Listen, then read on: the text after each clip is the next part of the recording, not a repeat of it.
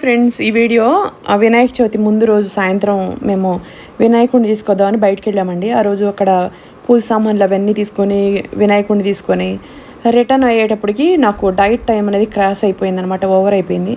So కరెక్ట్గా 7-7:30 ఆ టైంలో హోటల్కి వచ్చాము.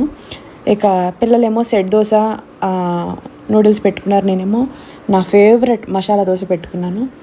సో ఏం చేస్తాం, ఒక్కొక్క సందర్భంలో బయట తినాల్సి వస్తే ఇడ్లీ కానీ మసాలా దోశ కానీ వెళ్ళిపోతాను. మసాలా దోశ అంటే ప్రాణం కాబట్టి ఇడ్లీ డైట్కి చాలా మంచిదైనా సరే నేను ఏం చేశాను, మసాలా దోశ తినేసాను.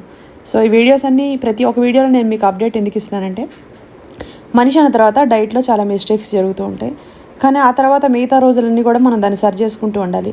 పొరపాట్లు జరగకుండా ఏ మనిషికి ఉండవండి. బయటికి రాగానే ఇలా దొరకని ప్లేసుల్లో కొన్ని సందర్భాల్లో దొరికినప్పుడు మనం ఏది దొరికితే అది అడ్జస్ట్ అయ్యి ఉన్న వాటిలోనే బెటర్ ఉండే ఫుడ్ తినేసి సర్దుకుపోవాలి. నేను ఇప్పుడు వెయిట్ లాస్లోనే ఉన్నారా లేదని చాలామందికి డౌటు. నేను వెయిట్ లాస్లోనే ఉన్నాను. 42 కేజీలు తగ్గి మళ్ళీ 8 నెలలు బ్రేక్ వచ్చి, ఆ బ్రేక్ తర్వాత మళ్ళీ జాయిన్ అయ్యి 300 గ్రాములు తగ్గి, మళ్ళీ రీసెంట్గా మా అమ్మాయి వాళ్ళకి హాలిడేస్ ఇచ్చిన తర్వాత బయటికి వెళ్ళి టూర్లు అవన్నీ తిరిగి మళ్ళీ నేను కొంచెం బరువు పెరిగాను. ప్రస్తుతానికైతే డైట్ కంటిన్యూ చేస్తూ ఉన్నాను. ఎందుకంటే డైట్ అనేది ఆపేసామంటే మనిషికి డిసిప్లిన్, భయం రెండూ పోతాయి. అందుకనే నేను డైట్లోనే ఉన్నాను. వెయిట్ లాస్లో జాయిన్ అవ్వాలంటే స్పార్కిల్ని మించింది లేదండి. నా అనుభవం కొద్దీ నేను మీకు చెప్తున్నా.